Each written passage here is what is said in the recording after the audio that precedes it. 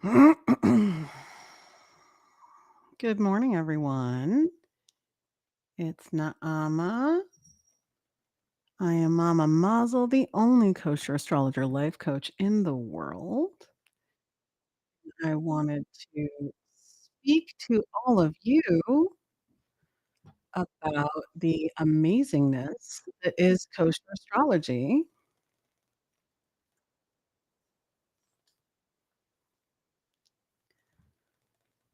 So, good morning.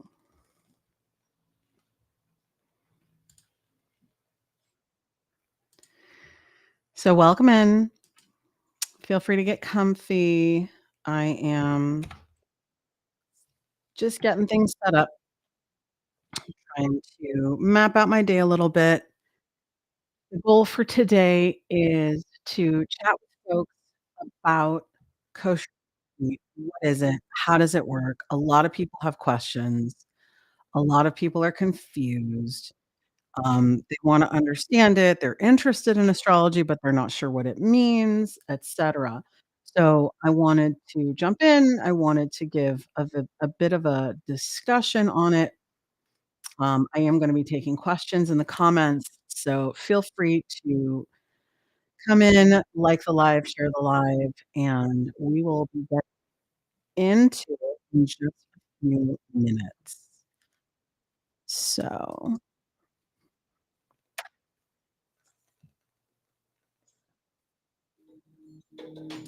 I'll be right back.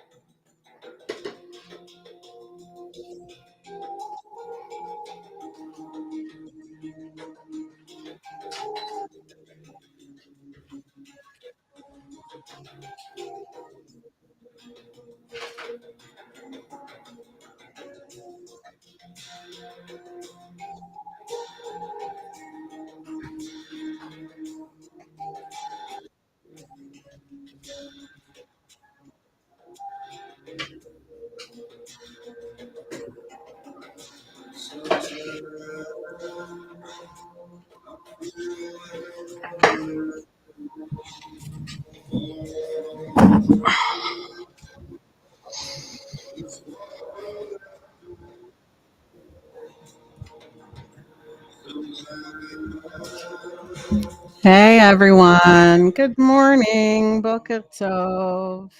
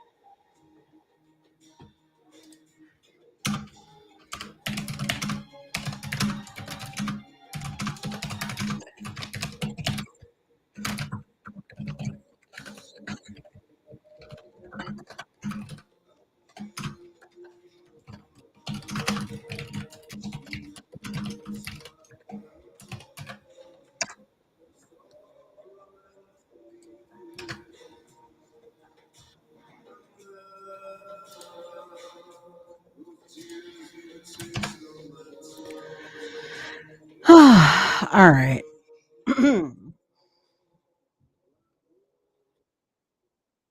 So, let's start with some basics. Who am I and what do I do?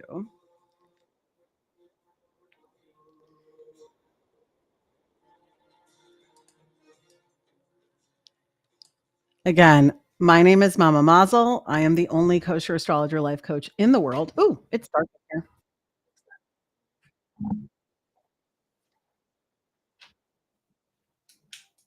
There we go.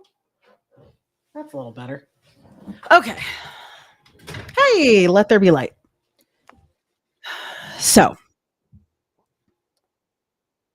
first and foremost, I am not the only kosher astrologer in the world. There are many others like me. Um, and when it comes to kosher astrology, it's very unique insofar as, you know Thank you, Shalvat. When it comes to kosher astrology, there have been astrologers for thousands of years, like, that's not a new thing. Um, when it comes to the way that we operate, the way that we do astrology, the way that we have been practicing it for years, that methodology has been slowly grown over time, and the first Jew to ever practice astrology was Abraham Avinu. He was and still is, the OG astrologer. He was the original, the granddaddy of us all, and it says in Torah that, kings and important people would come to him from all over just to have their mazel analyzed, to ask him questions and advice and, like, "What should we do? Should we go to war? Should we will there be a famine? Will there be a this? Will be" and he would give them advice. We don't generally do prognostication, like, that's not a thing, but he was the first Jewish astrologer, and so it's a thing that we do, and I wanna make sure that people don't misunderstand. This is not new to Judaism. This is very common to us. This is something we do. The only difference is when we talk about, the way that kosher astrology comes across, we have rules, like everything in Judaism. We have rules for how we operate and why we do what we do, and that is part and parcel of being a Jewish astrologer is I have to operate from that place of intentionality. So, to me, that's critical. So that's part of the reason that, my astrology may be a little different. Ooh, I love these stars, they're so fun. What do you think? Should I do stars or should I do blue waves? What do we think? Do we like blue waves?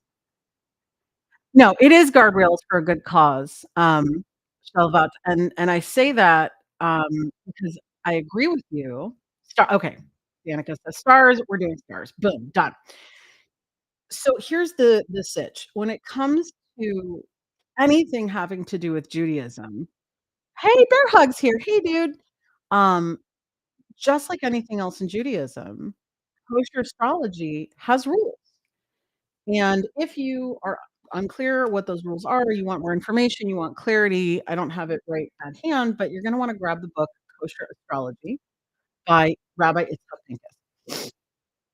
He's a great guy. I know him personally, and I've read his book, and he's all over the place right now. He's doing interviews. He's talking to really, really famous, well-known rabbis, sharing the gift of the mazalot with them, blowing their minds.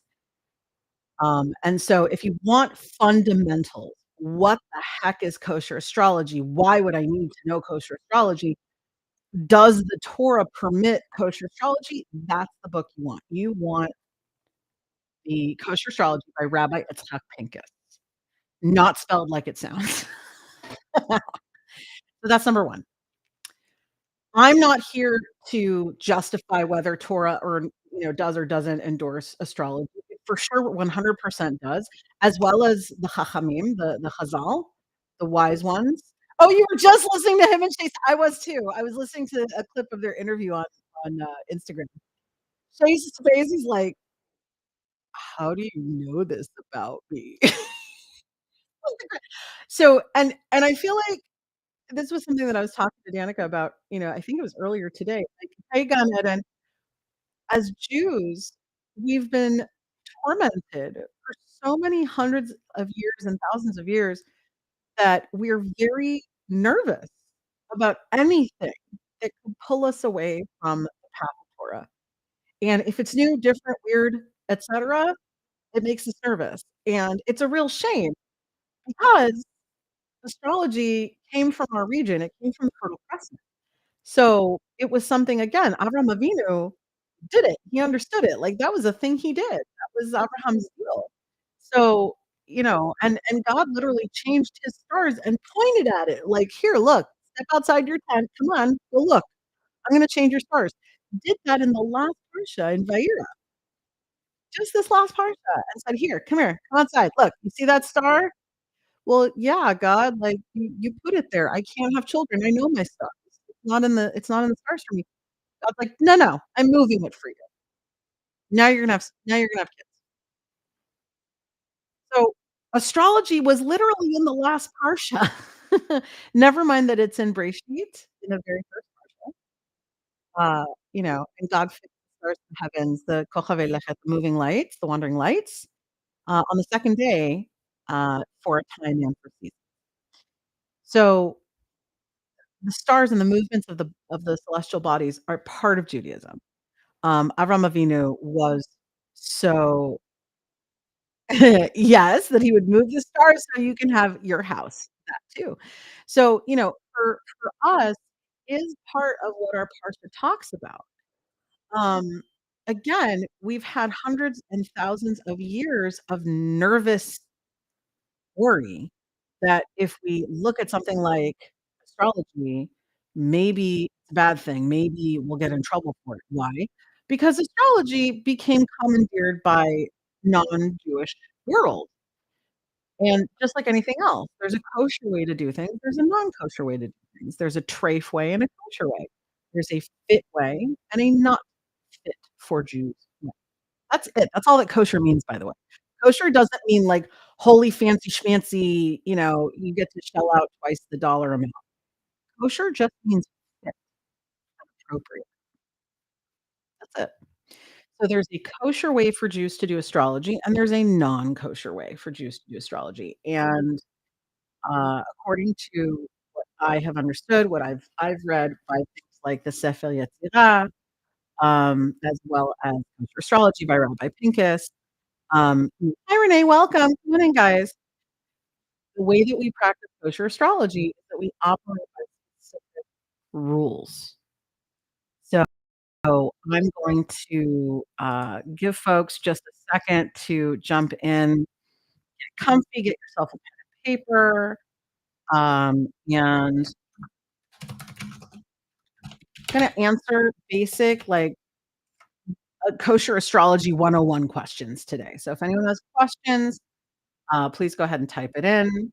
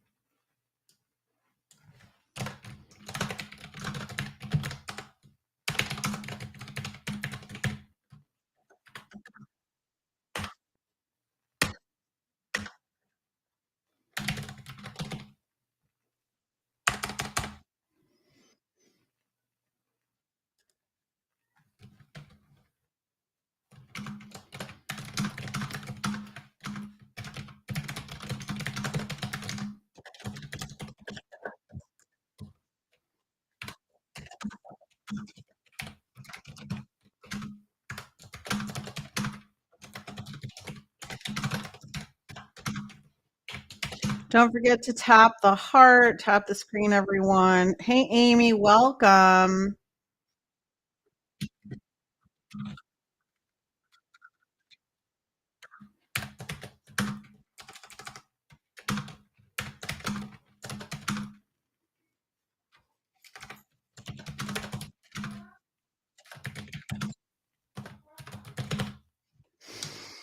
Okay. Oh, you got the book? Oh, I'm so happy, honey. That's so wonderful. So you're enjoying it, I hope? Oh, that's lovely. Hi, Amira. Oh my gosh. Oh, thank you for the roses, sweetheart. I appreciate it. Amazing. Okay. Well, that's great. Oh, yeah, I actually do wanna start taking a class on it. That's a goal I have this week is to sit down and lay out my calendar for the end of the year so that I can figure out just how much time I'm going to need to get it done. Um, because, you know, I'm not exactly, like, swimming in time, like, I have limited time, so I have to make sure.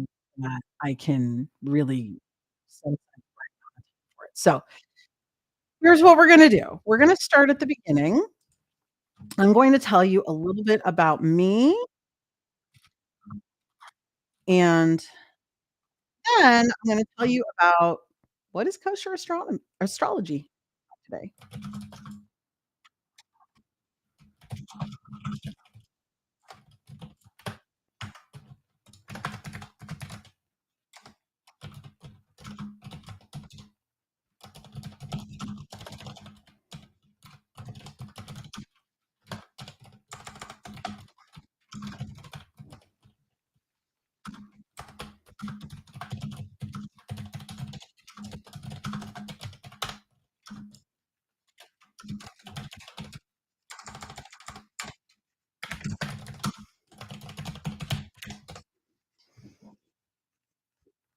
Alright. So let's start at the beginning. Oh, Baruch Hashem, I'm so, so glad you got that book. You're really gonna enjoy it if you haven't already just completely demolished it over Shabbat. Okay, so who am I? So let's start here. Who is Mama Mazel? Mama Mazel is me. I am a clairvoyant, clairaudient, Torah observant Jew. I'm Baal Tshuva. I'm a licensed certified life coach, and I've been doing kosher astrology for 30 years. So, generally speaking, what we're talking about is let's break it down. Number 1, what does it mean to be clairvoyant, clairaudient? Clairvoyant means you see beyond sight, clairaudient means you hear things that other people can't hear.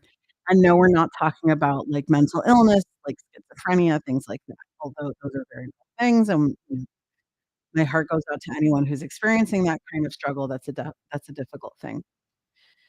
Clairvoyance is a well-known phenomenon that science isn't fond of. Um, and it's nothing like the movies and the media at all. It just basically means I get glimpses of things in my mind's eye. I've since I was, like, 3. I've known things before they came to pass. I was able to walk into a room and sense what was going on, and I knew when someone was keeping a secret from me, and, you know, I've been able to communicate with the dead, when people have passed, they've come to me. Um, I can see beyond sight. That's called clairvoyant. Clairaudient is similar. I hear things with my mind's eye. I get what I call downloads from the divine where I get insights to things. I get information about a person or a situation, whether I want that information or not. Um, and so being clairvoyant and clairaudient together for a long time, was not pleasant and not fun. And, I had to work really, really hard to get a handle on it because it was really, really challenging. So, knowing that I'm clairvoyant and clairaudient, that might give you a better picture as to what I do. Um, so ears ringing, that can absolutely be one, Amira, for people who are still learning how to develop their clairvoyance or clairaudience. Yeah, absolutely. Ears ringing is a great indicator for sure. So, I'm both. I'm also a Torah observant Bal Tshuva. What does that mean? Torah observant means I was raised with no religion at all. My mom, was, blessed memory, she passed in 2019. My mom was, um, a 5th generation, Israeli from Ness Ziona, and my father, who's still with us, thank God, is a Holocaust survivor. But we were growing up, we had no religion in the house. They were immigrants, I was the 1st generation, they just wanted me to be like everybody else. They wanted me to be American, they didn't cater to me after a certain point because they didn't want me picking it up, they didn't want me it became their secret language, like, when I was in the room, I got standard American lunches at school, that kind of thing. They didn't want me to stick out. We didn't have religion growing up in my house, and it's a shame because I was really, really spiritual from a young age because 'cause I'm clairvoyant and clairaudient, and, they had nothing to give me. There was no faith, no hope, no belief in God was established in my home at all on any level. So I went, religion shopping as we do. As any young girl of the '90s knows, I got into Wicca at 14 because that's what we did, after having watched the movie The Craft, and, I explored everything: Buddhism, Hinduism, Wicca, paganism, Zoroastrianism, the Mormon Church, the Catholic Church, Islam, Taoism, Shinto. I tried basically everything except for, Islam. That was the line I knew I couldn't cross. I knew if I even dabbled with it, my parents would absolutely lose their minds. So I didn't do that. But eventually I just settled on being a plain old boring pagan. And it made sense to me, but and I practiced plain old paganism. I had no, like, deity, most Wiccans, witches, pagans, Asatru, they pick a pantheon, they pick a patron god. They have a statue to that god in their home. It never worked for me. It just never felt appropriate, and, it didn't work. So, in my 30s, uh, one divorce and 350 pounds later, I lost 350 pounds, meaning the husband. I was finally on my own, and I realized, like, the only place that had been safe for me to take my son when he was really bad at home was the local Chabad house.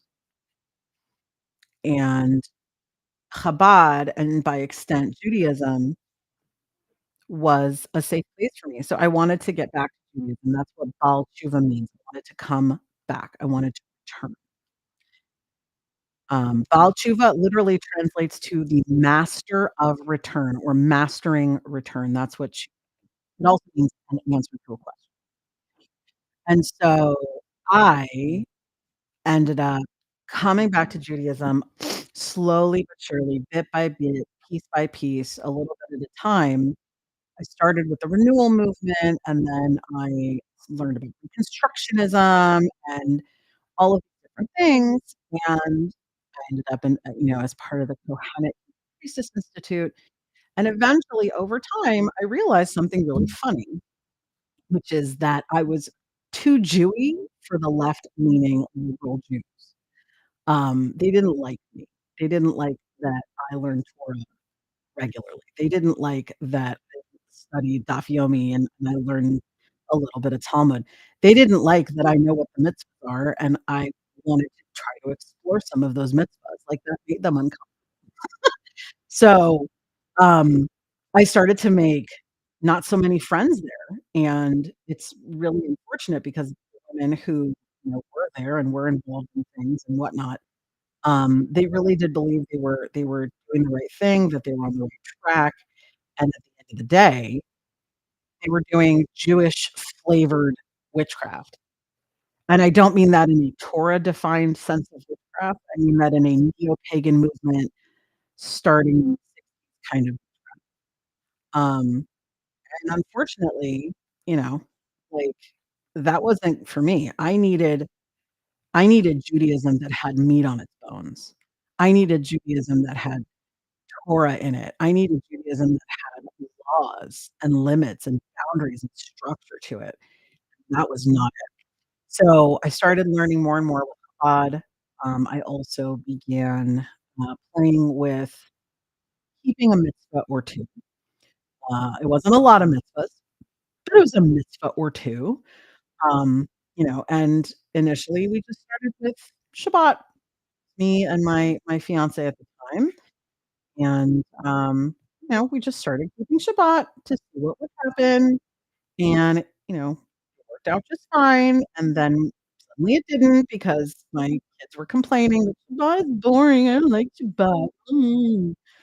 So, I started, like, making Shabbat more fun for them, and we started attending Chabad, and we started participating in Chabad things, and that just pulled me closer and closer and closer to Chabad. Um, and as a consequence, I started learning something called Hasidut. What is Hasidut? Hasidut is the study of how Torah can be understood in a emotional, deeper way, um, and it's about the joy of connecting to the creator. It's mysticism, it's Kabbalah, and it's joy, and I started learning more and more Chassidut, and over time, I just became more and more observant. We started with Shabbat, and then we decided to keep kosher, and I promised God, "If you help me, to, help me to get pregnant, I give you my word that I will keep kosher for the rest of my life," and I koshered my whole house, and about 10 days later, I got pregnant. So, you know, it really does work. Now, obviously, it was up to Hashem, it wasn't up to me, like, I wasn't the boss of this, but that's so they are totally the orthodox hippies, Amira, 100%. I'm a total hippie. I'm literally sitting here with sunsets all over my desk and, like, crystals, like, all over my like, that's just me. I'm a giant ass hippie, not gonna lie. I like to tell people I am a Torah observant Baal Tshuva, and I have a potty mouth and big opinions, and, like, that's the way God made me, and I'm not apologizing. Um, but that being said, slowly over time, I started coming back to Judaism, and now I am a Torah observant Jew. I keep kosher, I keep Shabbat, I keep Nida, I learn Torah every day, pray every day, bless the food. I walk to shul every Saturday. Um, my kids go to a Jewish day school. That's the road I'm on. It's been 9 years. It's a long journey. It's not for everyone. Everyone goes at their own pace. Please, please, please don't think you have to compare yourself to me on any level for any reason. This is my story, so I want you to know my story. So that's the clairvoyant, clairaudient, Torah observant, Bal Tshuva part. In my regular life, just working in the corporate world, I was a professional, conflict resolution specialist and de-escalator, in multiple IT and telecom companies for 15 years. So I got really, really good at communication, um, and ended up, like, rubbing elbows with VPs and having, lunch on the weekends and all that kind of thing, and, like, that was my life. I lived in corporate. I was wonderful at conflict resolution and communication and win-win outcomes and de-escalation, um, and and then I left the corporate world so that I could pursue the Jewish nonprofit sector, which sadly was a terrible fucking decision. The Jewish nonprofit sector is a hot mess express. However, for what it's worth, you know, I learned a lot. I've worked in reform, conservative, and orthodox organizations. They're all in a ton of trouble. They all need a big ass overhaul. They all need to reevaluate how they operate in the world, but that's neither here nor there. Now, I've done that. While that was going on, while I was working my corporate job, I was life coaching privately, and then COVID hit, and I was like, "Well, I might as well get certified. I'm stuck at home. I have nothing else to do." So, I started getting certified. I started doing the work to get certified, um, and I did, and so I became a certified life coach, and I've been certified to be a life coach now, for 5 years. I've been coaching for over 10. I'm licensed in my state to do my work, and, when it comes to what I do, I adore it. It's truly something I was built to do.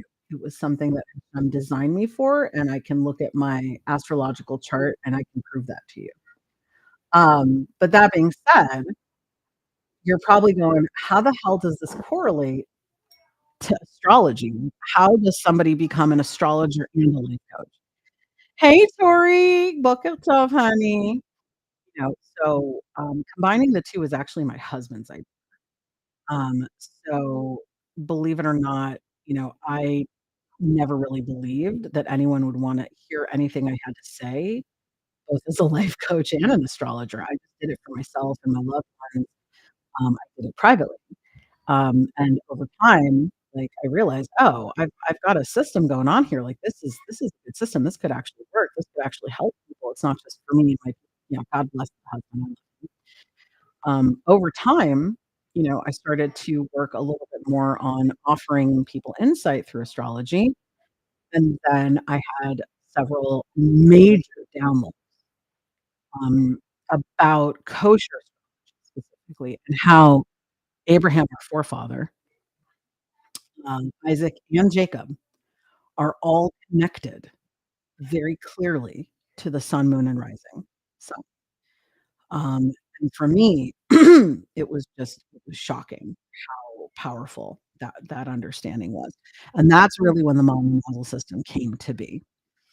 Um, so, basically, I was meditating, during Shavuot. I don't know if you know what that is. It's a holiday. It's very important to Jews.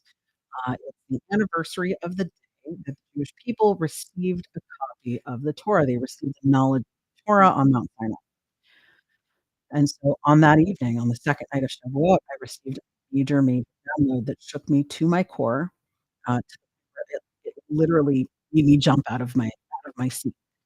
It hit me like a thunderbolt, and, I knew in that moment unequivocally that this was a direct download from God, and that's when the Mormon novel system was born.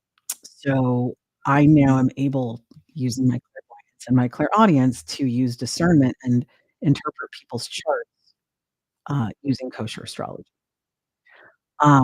So, it's been a journey.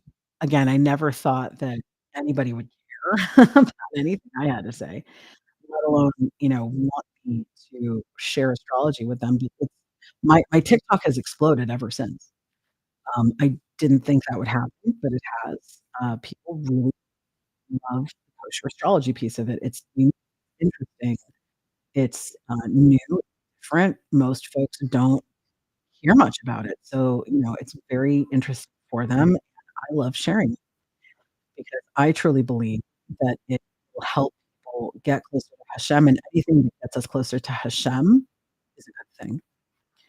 Everyone's journey to come back to Hakadosh Baruch Hu, everyone's journey is different. Everyone's journey is unique. So that's a little bit about me.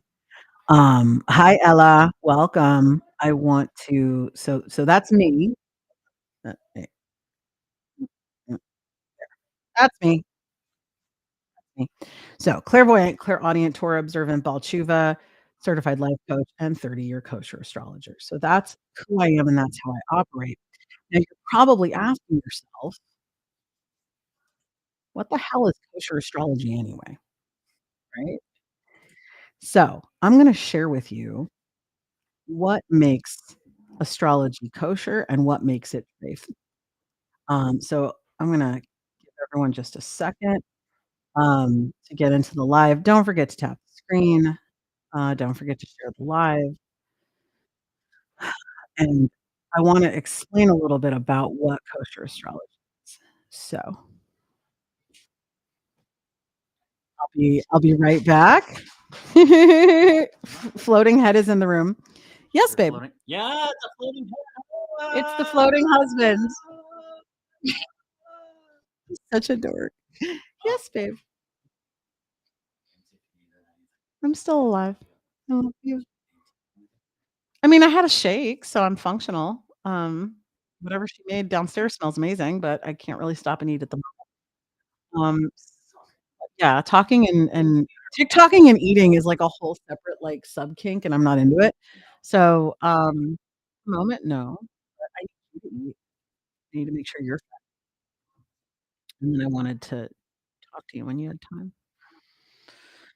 Okie dokie. Did the leak stop? Okay, so it's a busted pipe. Fantastic. Amazing. Okay. Something. So We are in Mercury in retrograde, and you're probably like, "What is that, Nama?" Well, we've reached the astrology part of our show, so let's talk a little bit about what is kosher astrology. Um, yeah, I mean, I could totally do that ASMR chewing thing, but, like, I enjoy my food too much, like, it's yeah, and it's I don't know, it doesn't feel like it's for me. Okay, so number 1, as you can see below, what are the 4 conditions necessary for kosher astrology? There are 4 conditions. According to Rabbi Itzhak Pincus, there's only 3.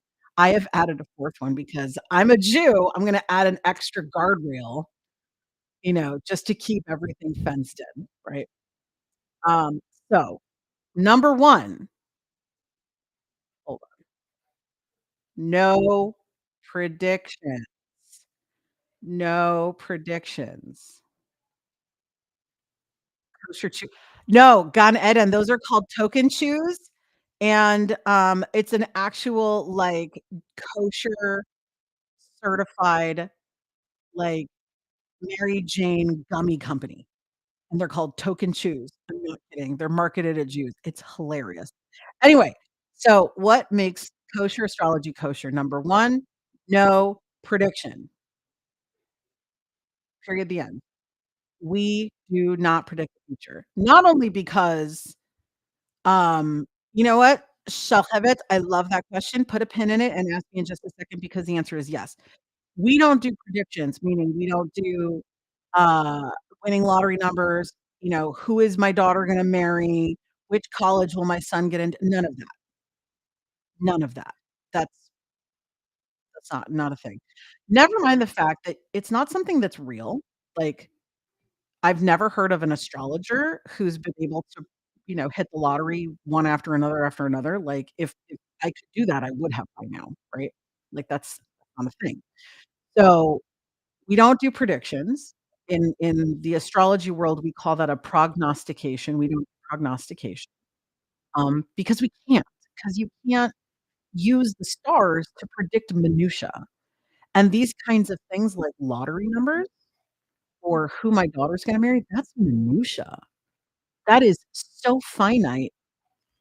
If we are all grains of sand to Hashem, who is the greatest, then those little details are like the quarks that make up the atoms that make up the sand. Like, they're so tiny, we couldn't possibly predict even if we wanted to. Like, that's just silly. We don't do predictions, number 1. Number 2, no astral magic. So, what is astral magic? So, um, basically, astral magic and astromancy, they seem similar, but they're a little bit different. So, I'm gonna get a book, and I'm gonna quote it, and you're gonna be horrified, and then you'll understand what is astral magic and why we don't do it. Hang on.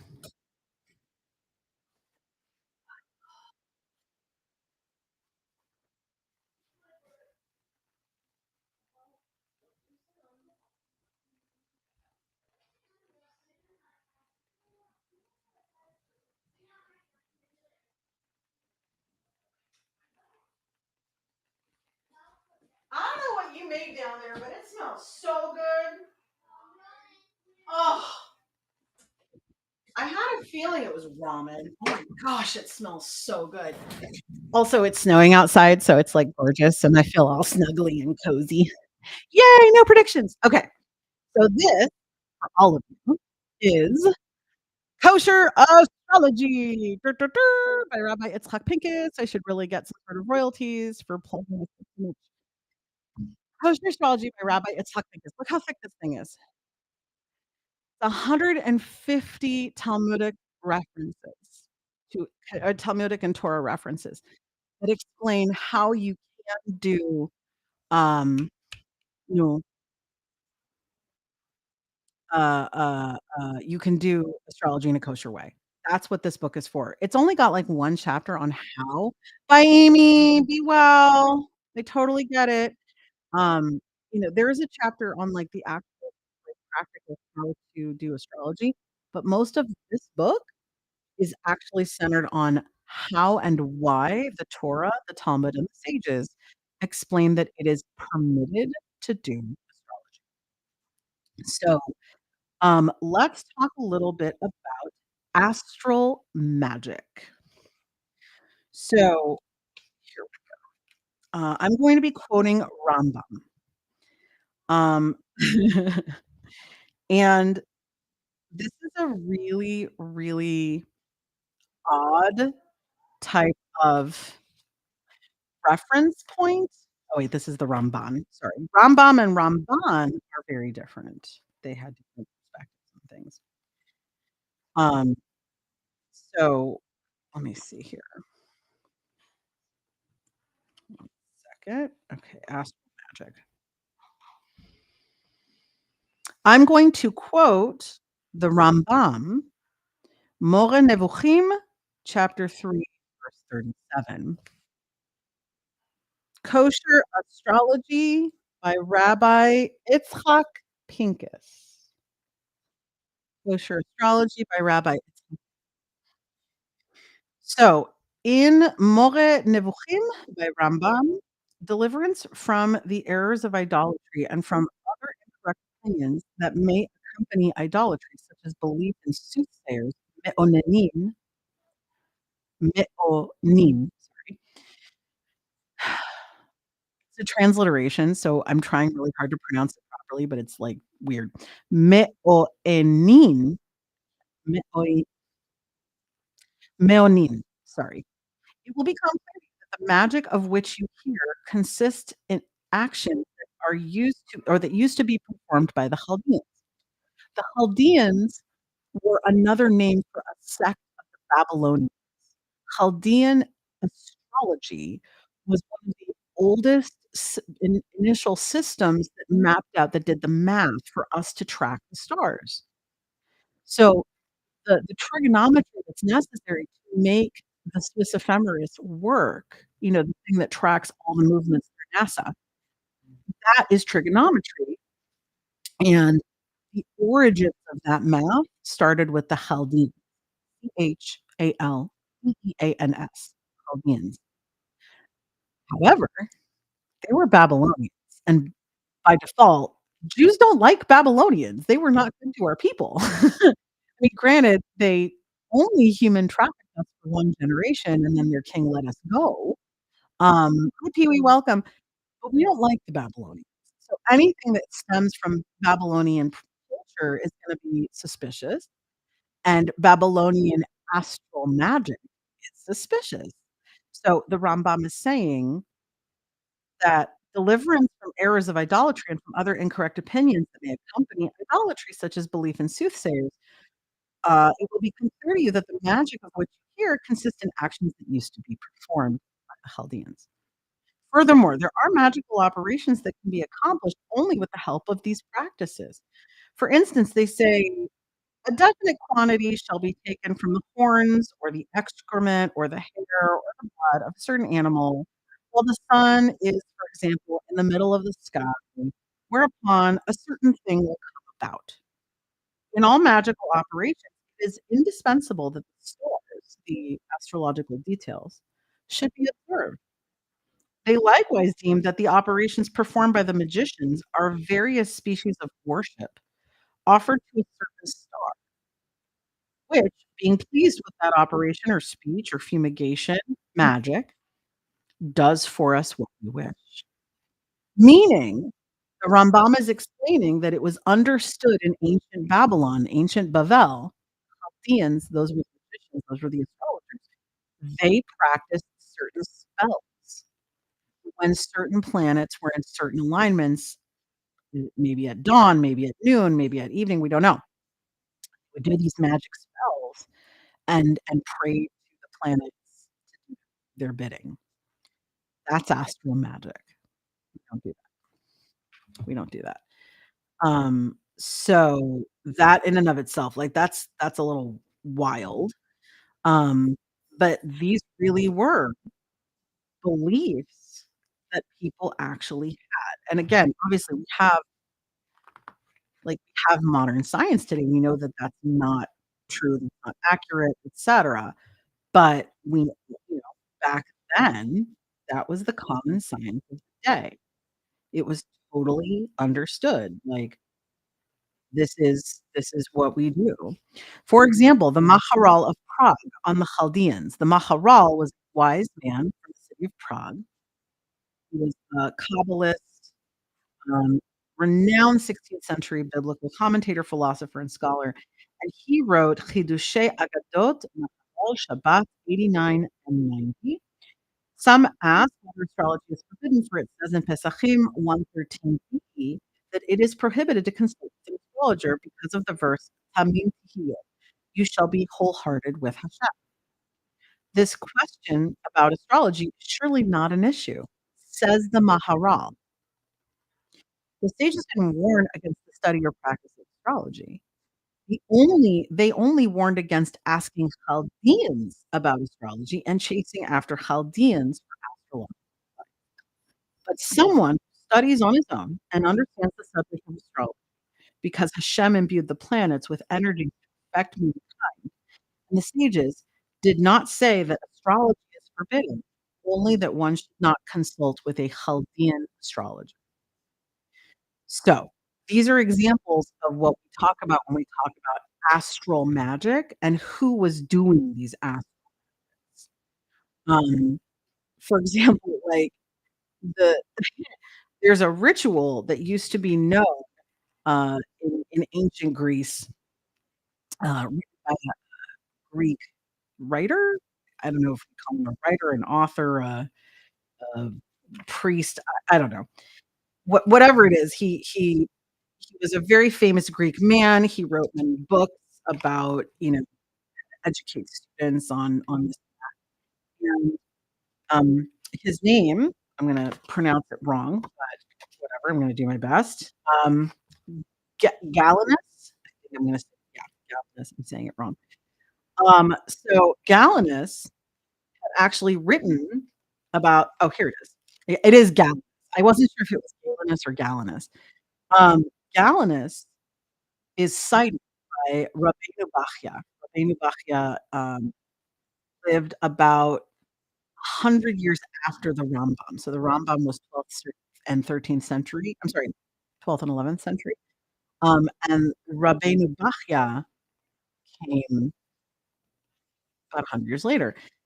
And Rabbeinu Bachya wrote about this guy Galenus. Galenus wrote, "Whoever creates a certain replica made of iron dedicated to the planet Saturn during a certain hour under a certain constellation and buries it under the store of a merchant, that merchant will lose his profits. If he buries it under his house, it will harm all his endeavors. It is known to all who have eyes that this type of wisdom, meaning this type of behavior manipulating nature, destroys the world. The world cannot continue to exist unless we utilize nature in its simple form, the way it was created and renewed by Hakadosh Baruch." Basically meaning Galenus gives instructions on how to use planet magic, astral magic to thwart your enemy.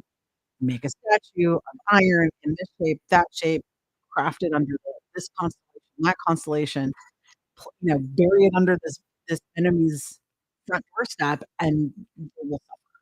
Like, we don't do that. So, we don't do astral magic, and we don't do astromancy. Astromancy is similar insofar as the Egyptians, the Babylonians, the Sumerians, the Akkadians, and later on, the Greeks, the Romans, the Vikings, etcetera, um, to a certain degree, they all believed that the planets themselves were alive, that they were deities. Jupiter was a god. That's why Rome named the king of their gods. They stole it from the Greeks. The Greeks named their Zeus. The Romans called it Jupiter. They believed the planets were literally alive, and that if you built an altar to them and worshiped them and put offerings on the altar, that the planets would do your bidding. That is astromancy, and we don't do that either. Now, this is the 4th condition, and I added it because it's my humble opinion that we should not be using trade systems, and that is because of what the Maharal says. Again, it's my own personal choice, and I'll explain what I mean. If you've studied astrology at all, ever, you know that there's a ton of different ways to operate, in terms of you can use the primary system, which is called Placidus. You can use whole sign. There's many, many different systems to do the trigonometry to track the the planets. So for a very, very long time, I only used Placidus. That's what I was taught, and that's what I did. I used Placidus. It made sense to me. Um, when I started to learn about how kosher astrology is done, I realized I've been doing astrology the kosher way this whole time. Oh, okay, cool. And so I ended up deciding to change my practice away from Placidus to something called Whole. Placidus was originally Greek, and that was taught and stemmed from the Chaldeans. Remember I talked about the Maharal citing the Chaldeans, the Babylonians? Here's the real kicker. Ready for this? The real kicker is, if you were to go to a website like astrocafe.com, astrology.com, astro.com, if you were to go to any of these and pull your own astrological chart, you'll see all these choices, Placidus, whole sign, all these options. You know what system is still available as a choice? Chaldean system. It's there. It's programmed into these websites, and that's a system I don't endorse. So, I obviously don't do predictions, I don't do astro magic, I don't do astromancy, but I also don't use I don't associate with anything having to do with Chaldeans, including their trigonometry. I'm gonna use the whole system, and that's my choice, my additional fence around the system so that, I make sure that I'm not even getting close to something that would be considered trade astrology, 'cause just not gonna do it. So, that is how that operates. And so again, we don't do predictions or prognostications as it's called. No astro magic, no astromancy, and Mama Mazel's rule, we don't do traits. And you might be asking yourself, "Okay, well, we're not supposed to do those, but what are we supposed to do? What makes kosher astrology kosher as opposed to the things we're not allowed to do?" So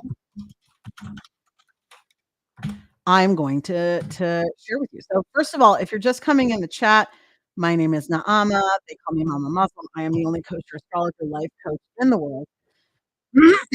And I am a licensed certified life coach. I've also practiced kosher astrology for about 30 years. And I love what I do. I am explaining the basics of what defines kosher astrology today, how it works, what the meanings behind it are, etc. And, the entire point behind it is that what makes kosher astrology kosher instead of, uh, treif, meaning unfit or inappropriate for Jews to do, is the rules. And so the rules around it, um I love this book. The tables in here are so lovely and colorful and clear, and so he does such a good job citing his sources. It's really lovely. Um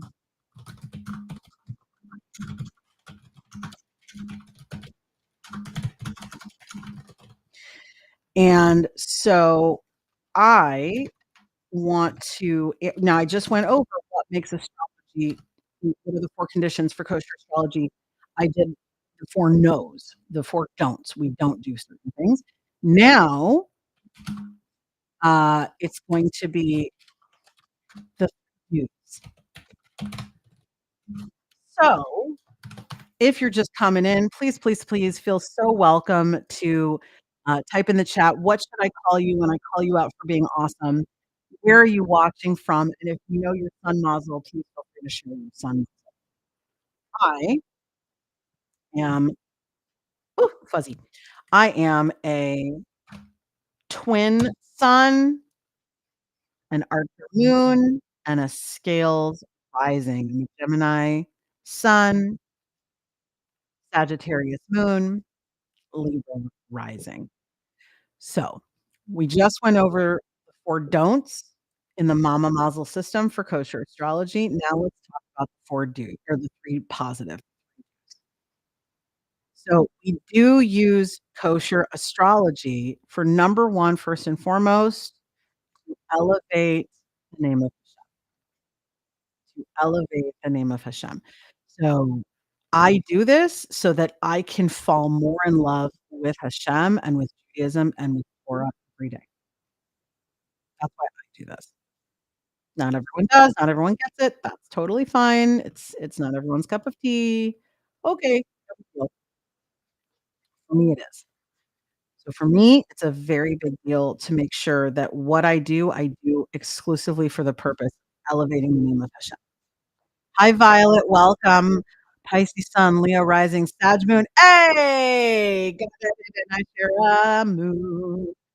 So, um by the way, you'll notice Eden when the moon moves back to Sag that day, you're just gonna feel so chill and, like, all calm and relaxed. You're gonna wish the moon was in Sag all the time. Okay, so talking about the astrology and connecting to Hashem, these are the primary reasons why we do it. Hashem created all of existence. That is our belief as Jews. We believe that at in the beginning, there was nothing, and darkness covered the waters, covered the hovered over the surface of the deep, so to speak, and God said, "Let there be light." That was 3 weeks ago when we had, Simchat Torah, and we started Torah all over again. So, we are now in Parshas Hayasara, and we are starting the Torah all over again. We're learning over and over again. Hi, Lovecraft, welcome, just how beautiful Hashem is, just how amazing the universe is. And so when I do kosher astrology, it is to elevate the name of Hashem. If I can show someone their God-given blueprint, their love letter from the creator, and it makes them wanna get closer to Kadosh Baruch Hu, I consider that a success. Anything that helps you get closer to God, I consider that a success. Number 2, the 3 positive conditions for kosher astrology, have to understand that our creator literally knew you before you were a blink of an eye, and that even though you might just be a grain of sand compared to Ein Sof, the Endless One, that God also knows you personally and gives a damn about you personally, and you matter very much to our creator, and because you matter so much to our creator, and you're so important, our creator needs you to be successful, needs you to be happy and healthy and strong, needs you to be able to accomplish the mission you were put on this rock to accomplish. And that means that you were given a specific mission. You won't be able to achieve it until you know what the full extent of that mission is. And that's in your model. That's in your astrological chart. That seems like a very big question, Ella. I'm not sure why you would move out of your country unless you've been deported, but, I wish you all the best of luck. So bottom line is Hashem is intimately tied. It says that in Torah. God creates the light and the darkness, and God is also inside of our hearts. That's what Tehillim says. So everything that is fixed in the stars the moment that you're born is this really beautiful handcrafted, unique layout just for you. And those stars will never, ever, ever be in the same position ever again with your atoms the way that they are ever again. They are how they are, and they will never be another way like that ever again. which means your unique mapat masal was created just for you. Your unique mazel was created for you, and that is intimately tied to you, and Hashem wants to connect more to you because you that's the second principle of kosher astrology. The third principle of kosher astrology, very simple. We can only use kosher astrology for self-development. That means we cannot use it to change the system, to hack, the system. We can't, try to, like, "Oh, well, I know that the guy that I'm dating is a Pisces sun, and he's very emotional and moody, blah, blah, blah, blah, so I'm gonna play that to my advantage, and I'm gonna, guilt him into buying me jewelry." Like, I'm not gonna do that, that's dumb. Only use kosher astrology for personal development, to become better versions of ourselves, to become the best version of ourselves possible. So, that's what kosher astrology is for. So, when we talk about it, it's entirely centered on, I want you to know who you are, why you are the way you are, what beautiful gifts God has given you, and how to start leveraging those gifts in rational, logical ways that make sense, that can help.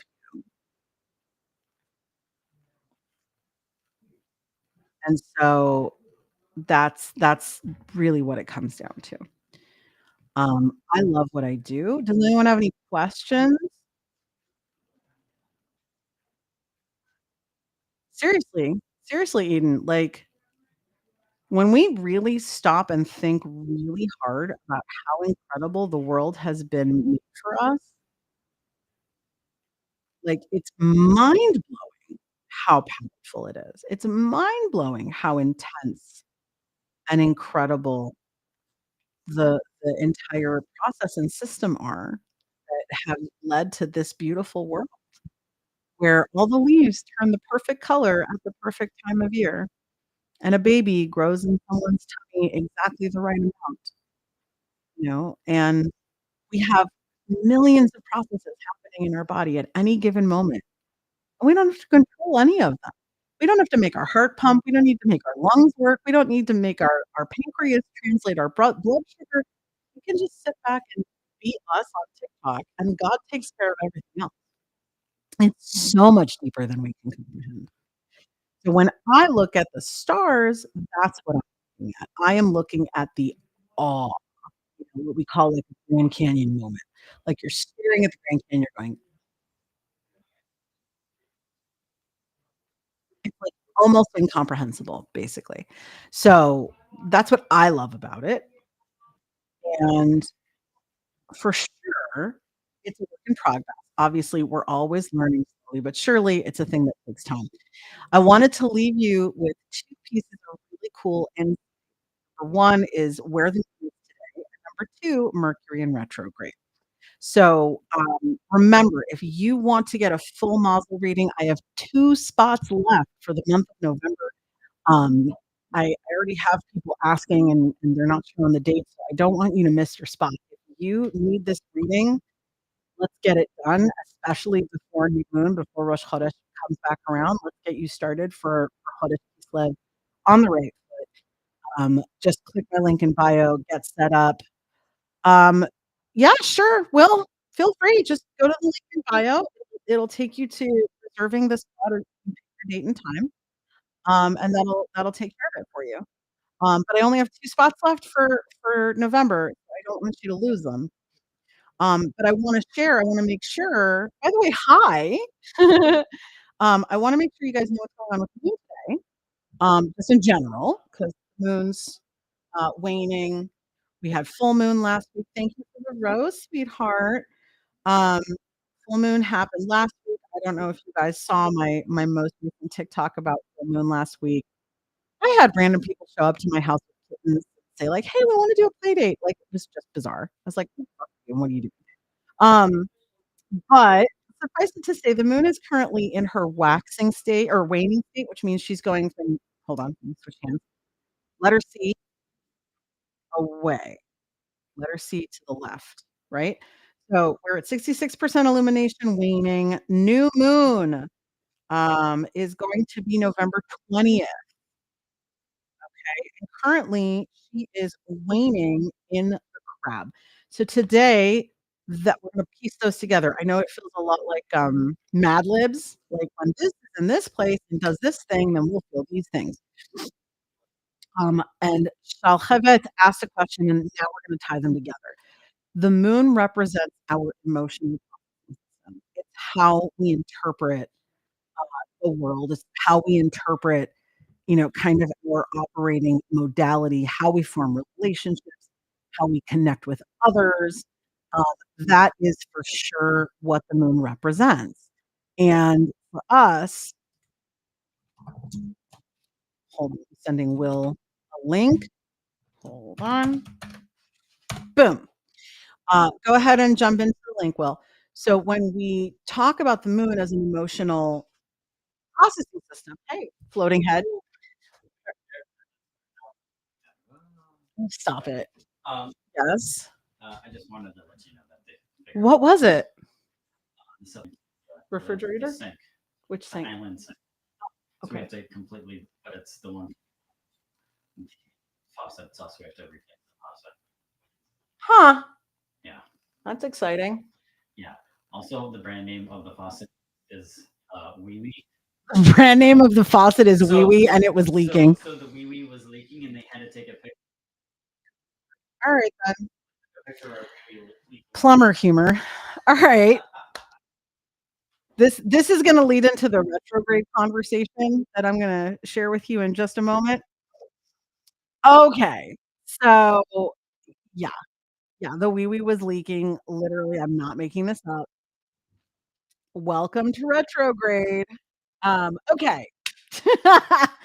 So, when we're talking about the full moon, well, any phase of the moon, we are talking specifically about our emotional processing system, how we form relationships, what do we need to feel safe and stable and calm in our world and our relationships. For example, Gan Eden and I are both Sagittarian moons.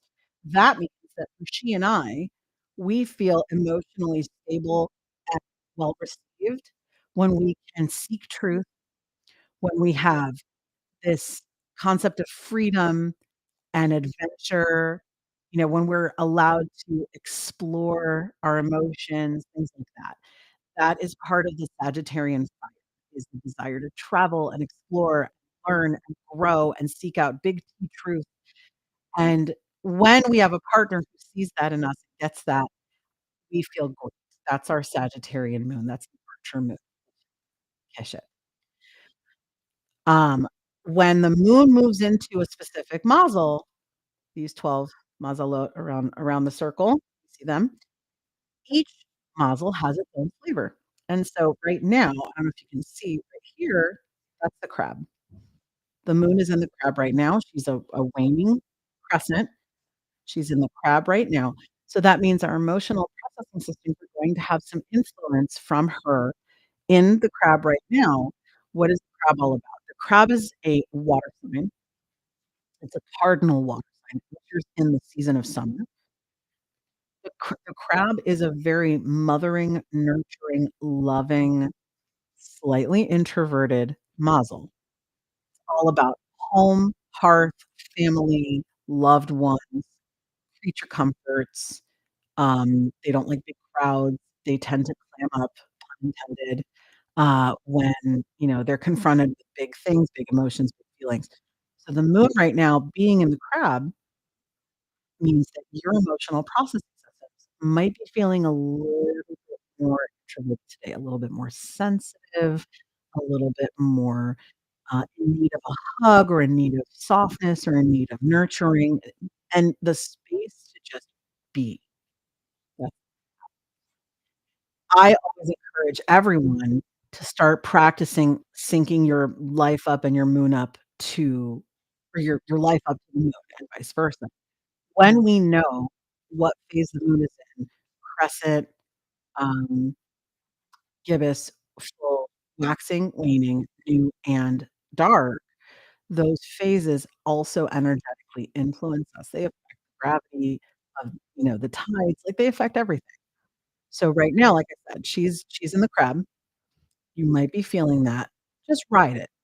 And because it's a waning moon, because it's going, to the left, waning, going away, it means we also may start getting this feeling of, "I wanna retreat.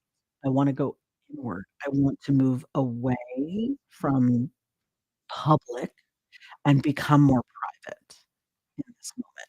That's what waning moon energy is.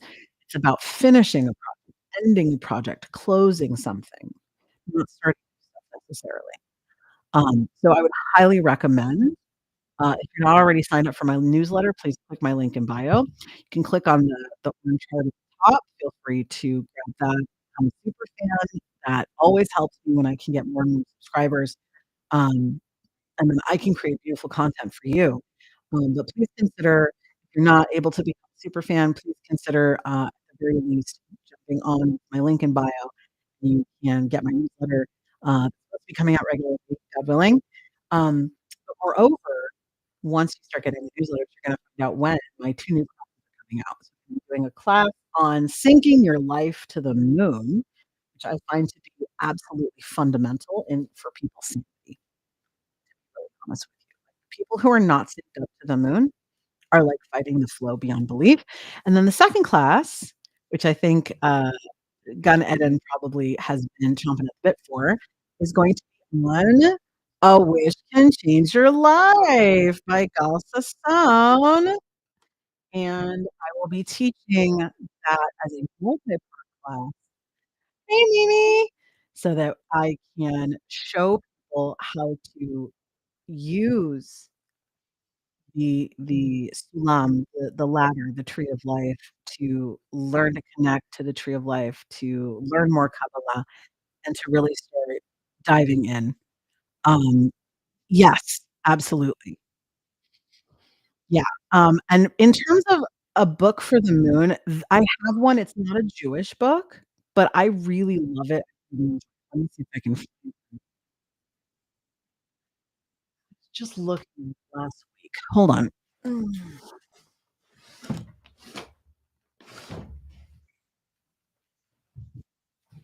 1 minute.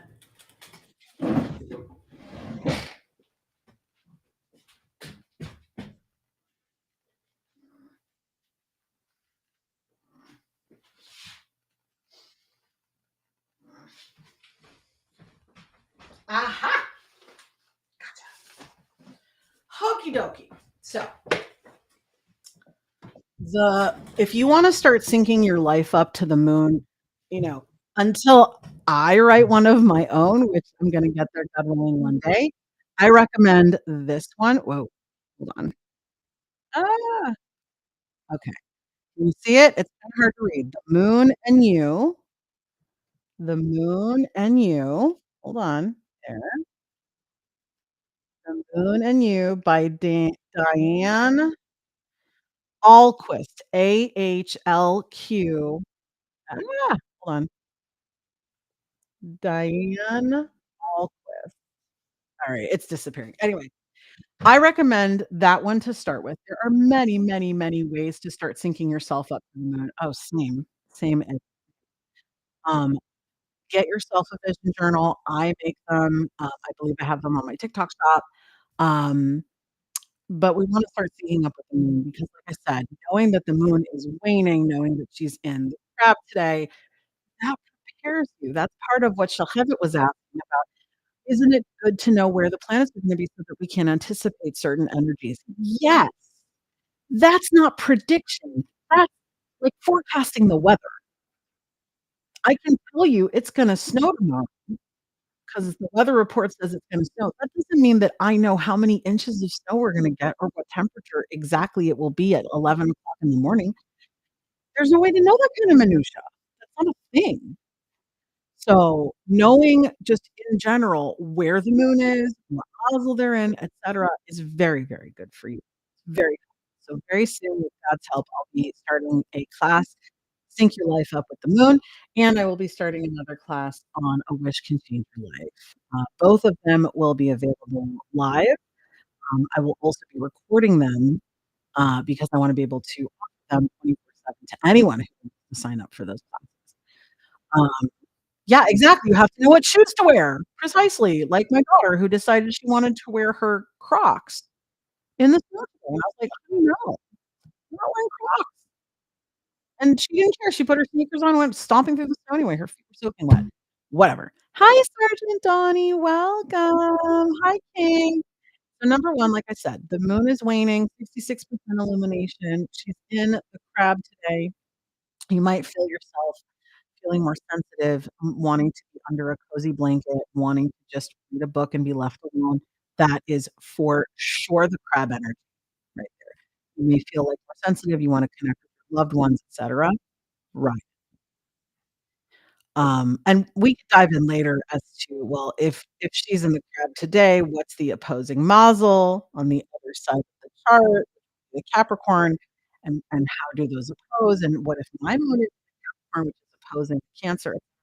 We can get into that. We're not doing it today. But that was the first little tidbit I wanted you to have, and then the second is da, da, da, da, Mercury is in retrograde.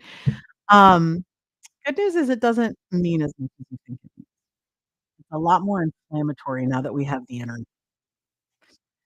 My friend Helen, used to joke with me until she found out that I was an actual astrologer. She would joke with me, "Oh, it's okay. Mercury's in Gatorade. It's fine." So what does it mean to be Mercury in retrograde? Very It literally just means that Mercury has pivoted because it has a very small orbit. It's the closest to the sun. It has made its way on its orbit to the midpoint of where it is, and as it's moving, it's now moving to finish the second half of its orbit, but it looks like it's moving away from us. That's retrograde. So, does it mean that the world is gonna end? No, 'cause Mercury retrograde happens twice a year. I was born on a Mercury retrograde, like, that's not a have you met me? Um, so when Mercury goes retrograde, number 1, it means all communications need to be evaluated before they leave your mouth, before they leave your phone, and before they leave your email outbox. It means know what you're saying, what message you're crafting, who is your audience, how are they gonna receive it before you send it in a comment. Hi, Skunk, welcome. That's number 1 when we talk about Mercury in retrograde. Think before you send. Think before you text. Think before you speak. And then whatever you're thinking, think about it again, because lines get crossed a lot. Mercury in Hebrew is kohav. It is known as the communicator planet. It is the messenger planet, the planet that delivers the ability to speak, express, communicate, sing, exchange ideas, even to a certain degree, Ruach HaKodesh, which is considered like the power of prophecy to a small degree.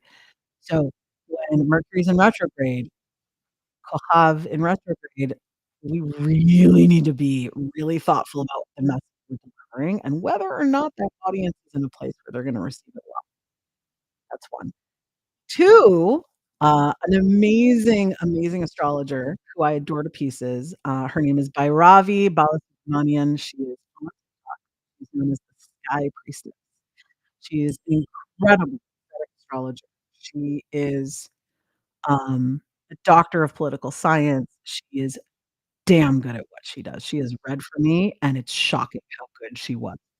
Um, she explained Mercury in retrograde once in a video, and it stuck with me ever since. When Mercury is in retrograde, what we're doing, we need to imagine that we are drawing back the bow. We're gonna fire an arrow, not firing it yet. When Mercury is in retrograde, we're just gonna aim and pull back that bow and put as much power in that target that we can put. We're doing it so that we can get a handle on rules, so that we can be prepared, so that we can mentally establish ourselves. When retrograde is over and communications are clearer, we can release the bow, release the arrow, and hit that target well. So retrograde is not time for action and bold moves. Retrograde for Mercury especially is a time where we listen and we think. That is my recommendation for that. So, happy retrograde, everybody. We will be out of the shadow, in December. The official retrograde is on the 29th. However, we will still be in the shadow of retrograde for at least a week after, so you still may have some icky, unpleasant communications here and there. Maybe your garage door opener won't work, your key fob might fritz, your email might not work, the computers might be issues for you. That's the nature of Mercury retrograde, but take it in stride. Take it in stride. You know, when I coach people as an astrology life coach, I let them know whatever's happening in your chart or in your mazel, or what's happening in the current transits in the current skies right now, it's going to pass. It's all temporary. Everything, everything, everything is temporary. 150%. Everything is temporary. That's just what it is. And so we need to not get stressed about it. We need to not worry about it. Like, everything is gonna pass. Everything is temporary. We are in a situation where things will eventually shift. But in the meantime, now is an opportunity to be patient, introspective, to guard what we're saying until we're absolutely sure that the message is gonna be delivered. And then it'll be over on the 29th of November. If you have to do any kinds of traveling, check your itinerary and your plans twice, 3 times, 4 times. Make sure that it's really, really clear. Um, and hi, Jason. And and the other piece of advice I would give you is if you've been drawn to kosher astrology or astrology in general, you've been wanting to connect and you've been wanting to learn and expand yourself, do it. Absolutely do it. Like I said, hit the link in bio. I have 2 spots left. I don't know who's gonna grab them because, like, you know, I load up a bunch of spots at the beginning of the month. It's the 10th. I don't know how many spots I'll have left, but we're already past full moon, which means we're about to hit the new moon cycle. I really want you to start the new moon as well. Go ahead and hit that link in bio. Get yourself an appointment. We'll get you the full hour astrological reading with me on Zoom live. You'll get a 10-page report. You'll get a copy of the video sent to you so that you can review it for your own education, and you'll be admitted to my private online forum that is available only for astrological clients, that you can start forming community and relationships with amazing people who really are there just to see you soar and see you succeed. So please, please, please feel so welcome to connect and hit that subscribe button, become a super fan, set your appointment up, and I'm going to go try to figure out something for lunch. But it was wonderful to be here with all of you. Thank you so much for being here, and I can't wait to read for you soon. I'll see you all